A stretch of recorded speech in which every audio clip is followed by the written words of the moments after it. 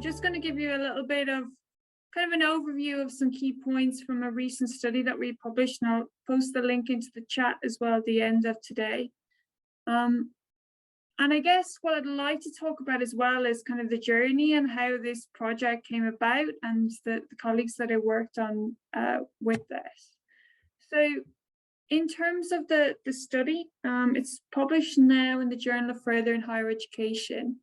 So I'm just going to give you a little bit of an overview of our thinking in relation to this, some of the key findings, and I'd also like to maybe really spend time having a chat with you today about some of these ideas, this work, and these ideas of social support, social identification, and their implications for mental well-being and psychological distress in doctoral students.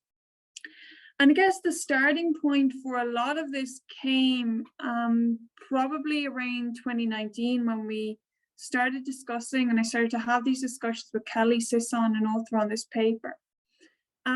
And we were really interested in that point, and I guess this led on to some of our work with Smartin as well, was looking at those environmental factors and those research ecologies and how they actually have implications for the mental well-being of doctoral researchers. And as we went through this, I've become particularly interested in ideas of social support and also social identification, and how a sense of belonging and feeling as though you're one of them and you're one of the academic community can have implications for our well-being and distress. And I'm going to just give a little bit of an overview of the theoretical perspective in relation to this. And I suppose my initial entry point, really from a theoretical perspective, coming from the social support, was some work that I'd actually done in policing and looking at workplace stressors and the implications and the, I guess, the correlational relationships between social support and different types of social support and stressors and well-being in police staff and police officers. So I guess my interest then from looking at that theoretical angle was to see, well, how does this actually map into some of our work in relation to doctoral students? And I'm sure you're here today and you're fully aware, I'm sure, of all the challenges that exist when it comes to mental health in doctoral researchers and doctoral students more broadly, and just more generally the concerns that we have for this particular group. And if we think about, oftentimes kind of mental well-being and distress is kind of focused upon as an individual aspect, and it's something that's within the person. Whereas in this work, we were really interested in looking more broadly and looking at social support and social identity and how they actually may relate to mental well-being and distress.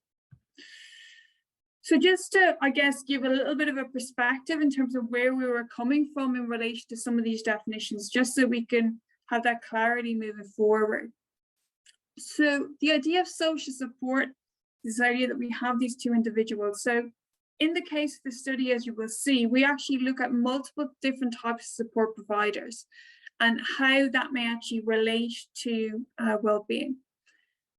What we know is that social support is generally positive for doctoral researchers, and we see that in terms of it's been associated with lower stress and lower levels of depression.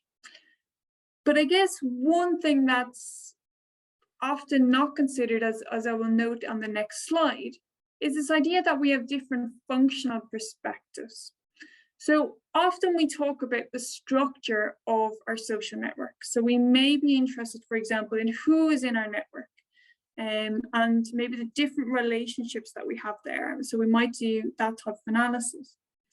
But in this study, we were really interested in these different functional perspectives. And that's the idea that actually there are different types of support. So perceived support is our perception that support is available. That doesn't necessarily mean that we access it. We know that it is there, and if we are to need it, then we can actually tap into that. So an example would be something like student well-being. So if we are aware that that exists, we may not actually access it, but that's an example, if we are aware of that it is a perception of available support. So it's more of a prospective assessment. Perceived support on the other hand, is our perception that we have actually obtained support from a support provider. So in this case, it could be if we actually went to student wellbeing and we felt that the support we obtained or the interactions we engaged in were actually helpful for us and they nourished our wellbeing. So we have these two slightly different perspectives here when it comes to wellbeing. Now, the interesting thing is that we would assume often that receiving support, that must be beneficial for us. But actually, the evidence in this area suggests that there are some differences in terms of the strength of those relationships between perceived and received support and markers of our mental health and well-being. And that actually the relationship between perceived support and received support is not always necessarily that strong. So what we see sometimes is that perceived support, that tends to be relatively consistently associated with better mental well-being. On the flip side, we have a somewhat more mixed set of evidence when it comes to received support. So sometimes it can be perceived as beneficial. Sometimes it's not necessarily perceived to be that useful or may have a negligible impact. And then on occasion, it's also displayed negative impacts. So this idea that sometimes this exchange of resources might not actually be that helpful or people don't perceive it. Another case could be actually sometimes does it go unnoticed? Do we actually have an exchange of resources which we don't actually recognize as being helpful for us? And often maybe we don't then in turn recognize that when we're asked to provide a rating of that perception. So from that perspective, this is somewhat of a challenging kind of area when it comes to actually considering how perceived and received support may be actually related to well-being. Now, what was interesting is that when we started to explore the doctoral research or literature, what we see is that actually it's a pretty complex picture. And there's a lot of different perspectives that have been adopted in the literature. We found studies that had only looked at perceived support. We found studies that had only looked at received support. And they hadn't really put it in those terms necessarily. It was more so our interpretation often of the instruments that they were using.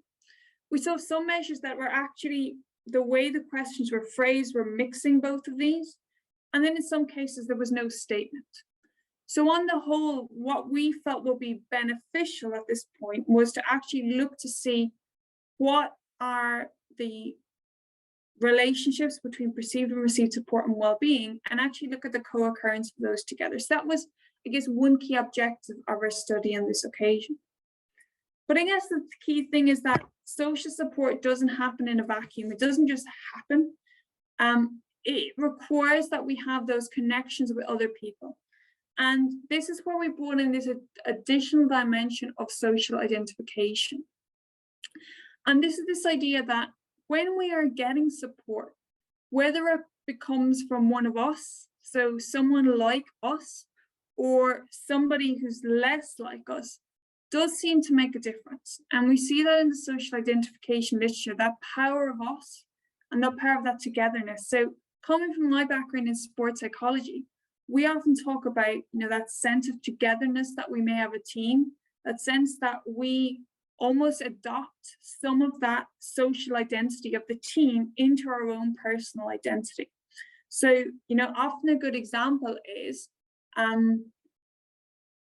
a lot of people get very disappointed when their favorite team might lose. Now, they're not actually part of that team, but they have a sense of connection to it, and sense of that they identify with that particular entity. So from that perspective, we were particularly interested in looking, well, how does this actually connect for doctoral researchers? And when we look at our social identities, that sense of knowledge that we belong to a certain social group. And why this was particularly interesting, I think, from our perspective, was actually often we talk about academic identity and the challenges with that in doctoral research. And we talk about the fact that having a sense of belonging can be quite useful. But actually looking at this from the perspective of social identification had been a little bit under-researched. So we felt there was an opportunity here for us to bring this new lens of looking at it from a social identification perspective. and also trying to see how might those different types of identities or different social identities, specifically in relation to peers and the academic community, how might they actually be related to well-being and also to distress? So from that perspective, we tried to bring these two lenses together, and our overall aim was to look at how social support and identification as they relate to peers, supervisors, and the academic community are related to mental well-being and psychological distress. Now, when we approach this study, I guess most typically, when we look at analysis in this area, a novel aspect of our study is the type of analysis that we used. And the reason, I guess, for this was that we wanted to just do something that was a little bit different to what had been done, because we thought that we weren't necessarily getting that full picture. So when we typically look at how environmental factors may be related to well-being, this is how we typically assess them, okay, and we analyze them. So we'll typically use some type of correlational model where we look at factor X and well-being, and then we'll look at a different factor and well-being. We're always kind of making the assumption that these variables are playing out in similar ways for every single person. And I guess that, for me, I started to question this, and we as a team started to question this as well, and to ask, well, is it a bit more complex than that? Because just because someone has high social support may not necessarily mean they have high social identification and so on. And we kind of wanted to just explore this initially. So we chose instead to see, well, what could we learn from more of a person-centered analysis? And this is where we would actually start to combine some of these environmental factors in order to establish more profiled perspectives. So actually developing profiles of social support and social identification, where we bring together each individual participant's scores and actually combine those for all those factors, and then put them into different groupings. Or more simply put, the analysis package, I guess, put them into different groupings. But we wanted to see what the data would actually tell us when we use this alternative perspective, because we could run correlations and we, could establish that there's a moderate strong relationship on all of these different elements. But I guess we wanted to know more about the person, because that's how we as supervisors, how we as people supporting doctoral researchers, that's who we work with. And I guess we're more and more aware of the importance of considering the person and their individual circumstances within that environment as well. So I guess there was a number of angles from which we came from on this. So just to give a brief overview of the method, it was an online survey. We had different measures in there. So we had measures of perceived support. So we looked at that from the perspective of supervisor support. So the perception that support was available, and the perception that peer support was available. We looked at received support from both supervisors and peers. We also looked at social identification. So we used a 4-item measure where we looked to see to what extent did the doctoral student actually identify with their peers, and also to what extent did they identify with the academic institution at which they were at. So it wasn't with their supervisors, so slightly different there, just to note from the social support, but more so about their broader context. So this hopefully helped us to gain a really good insight with those 3 measures as to kind of the environment in which the student was operating. And then we also took measures of mental well-being and also psychological distress. So we used a latent profile analysis, and I'm going to give you a little bit of an overview of what we actually found in relation to those different classes as well as we go through. Some of this I have, this is all taken from the paper, so I will be able to link this in for you. But hopefully I can just give a little bit more of elaboration that can put some of this into context as well. So on the screen here, you'll get a bit of a feel for the actual sample that we had. So we had a sample of 200. We had no incentive for participation in this study. took about 15 to 20 minutes. So it did take us a little bit of time, but a sample of 200, it allowed us to do this latent factor analysis. As we go through here, what you will see is that a lot of the sample were more white, so white British or white other, white unspecified. We did have a mixture of kind of different funding models. One thing we did note as well is that kind of about 40% of the sample did report prior history of poor mental health. So that was one thing that we did note.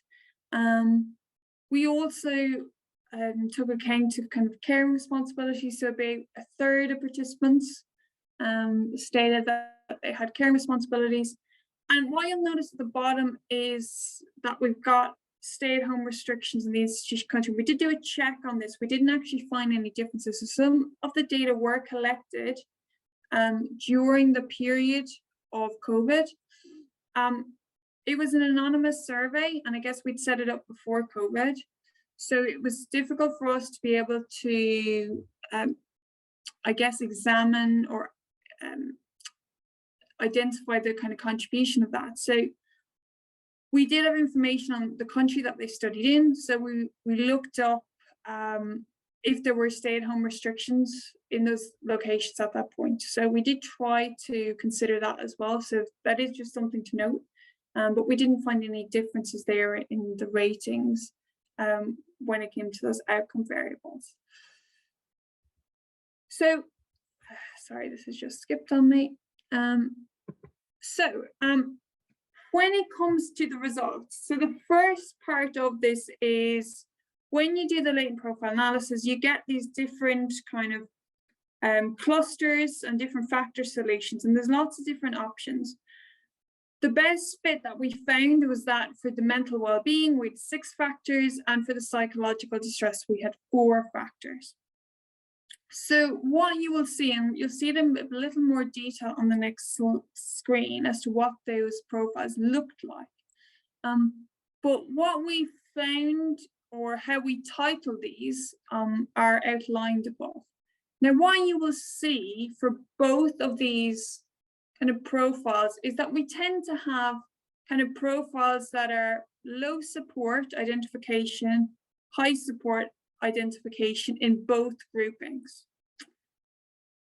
For the mental well-being, what you will notice is that we've got a couple that are a little bit more mixed, and you'll see this a bit more illustratively on the diagram or the figures on the next couple of slides. Also for the psychological distress, we've got this kind of average, so somewhere in the middle. And we've also got this other group, which very small in number, but this group had high peer support and social identification and low supervisor support.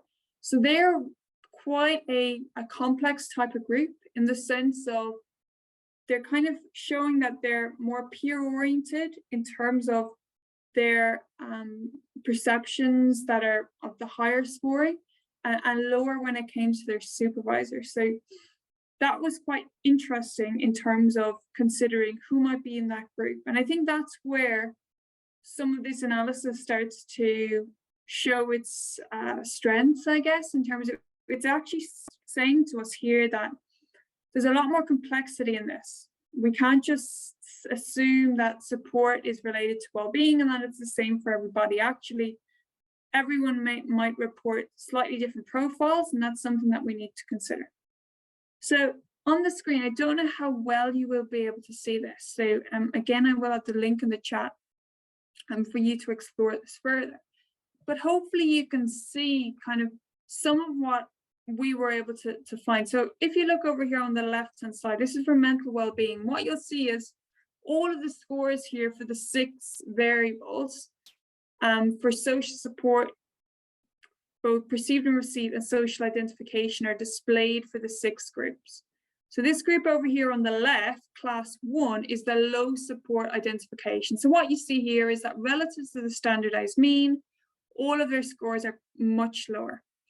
This next group, they're still lower, but what we said is they were more like around the below average or just average support. Okay, so they're somewhere close, but not quite there. We have this third group, so there are high support, high identification. We've also got this middle group, so class 4 right here. And what you'll see is that there's 3 scores are clearly much lower and 3 scores that are clearly much higher. And what we see here is that actually for this particular group, they had kind of lower kind of peer scores and higher supervisor scores. On the other hand, we have this other group who had higher peer scores and slightly lower supervisor scores. And then this last kind of picture over here on the right, which they still had kind of high-ish support, but it was more, they identified more strongly, but didn't have that same level of support. So if we compared that group 6 to group 3, we see a slightly different picture. So what we see there is that actually group 6, they identify pretty similarly, but actually the support isn't quite as high as group 3. So that presents us with an interesting question as to why that may be. When we looked at psychological distress, we got these kind of similar patterns. We got pretty consistent, these 4 groups. So you'll see on the left, we've kind of got this average or in or around average. The second group, class 2, low support. Class 4 on the right is high support. And then I guess this other group here, in the middle, or group 3, this is a group they have just above average kind of peer support and identification, but lower when it comes to supervisor support and average identification with the academic community. So again, what we're seeing here is this more complex picture. So we know that these groups are playing out slightly differently, but what do we know when it comes to what are the implications here for mental well-being and psychological distress? So this presents some interesting ideas, but actually how does this relate? So hopefully, I think both of these are now ordered in a way that we can hopefully make a little more sense of these. So I've ordered these in terms of the mean scores. And what you see in the top are mental well-being, and also on the bottom, we've got psychological distress. Now, what's really interesting is that the higher supervisor support and identification with the academic community came out with the highest mental well-being scores on the top. But actually, at the same time, there's only 5 people in that group. So it's only a tiny, tiny proportion of our sample. What we did find, and what you'll notice there, is that the next 2 groups were high support identification and high social identification. So I guess what we can extrapolate from that is this idea that actually social identification, feeling that sense of belonging, feeling that there's a sense of us and that you are part of that, could be potentially particularly helpful when it comes to actually being related to the higher scores for mental well-being. The challenge with that is that these 2 groups combined still represented less than 30% of our sample. So what you see as we go down here is that we have other groups. So those who have below average or low support identification, they have reported lower levels of mental well-being. And also this last group at the bottom is quite interesting. So these are groups where we have got higher levels of peer support and below average supervisor support. So what's interesting there is that actually these people, they feel that they've got support from their peers, but when that's combined with supervisor support and lower supervisor support and not necessarily identifying with the academic community, their mental well-being is lower. So the implication or what the so what of that is that peer support alone is not sufficient. So we need to go more broadly than that. When it comes to psychological distress, again, lower scores here suggest that you have less psychological distress. So we see high support identification is beneficial from that perspective. And we see the trend as one would expect, average low support identification. But also what you'll notice here is, again, this idea that having high peer support and identification and low supervisor support is associated with the highest level of psychological distress. What's notable here, again, this is a small group, so difficult to deduce much from it. And again, similar in the group above, again, quite a small sample that we're drawing from, but nevertheless, I think, you know, there's something there that is interesting to explore, and I think it's quite consistent with some of the discourse around this area of, you know, not being over reliant on peer support. We need to also consider the broader structures in which doctoral students are operating. Okay. Oh, sorry, I don't know what happened there. Okay, so from my perspective, I think there are just a few kind of conclusions for us to consider, and I probably summed some of those up as we were going through the result there. I think there's some value in person-centered analysis. I'm probably more of a qualitative researcher at heart, but I think this has offered just a different insight and a different perspective, and I think it also poses some interesting questions as to how we analyze data of this nature. And it'd be really interesting to explore this more longitudinally. What do we see in terms of trends over time if we could get a large enough sample to be able to do that? I think that would be really interesting. I think we've got some really interesting groups here, some really interesting ideas that if we were to explore this qualitatively, we would have that added value of maybe being able to tap into a little bit more of the how and the why as to what's actually going on here. So right now we can't really make inferences of that nature, and it will be really great to delve a little bit more into some of these relationships that we find. What we can deduce is that this evidence suggests, albeit correlational in nature and in terms of it's a cross-sectional study, I think it points out that at least it gives us some evidence to suggest that these supportive relationships are beneficial, we know that, but also considering the benefits of both perceived and received support. So what we saw was kind of similar trends in terms of those perceived and received scores for those different profiles. So it's considering, okay, how do we enhance perceptions of support? How do we ensure that doctoral students are aware of the support available to them? Again, really important thing to consider and how we might actually go about doing that. And also when there is support there and they do receive it, I guess it's just being able to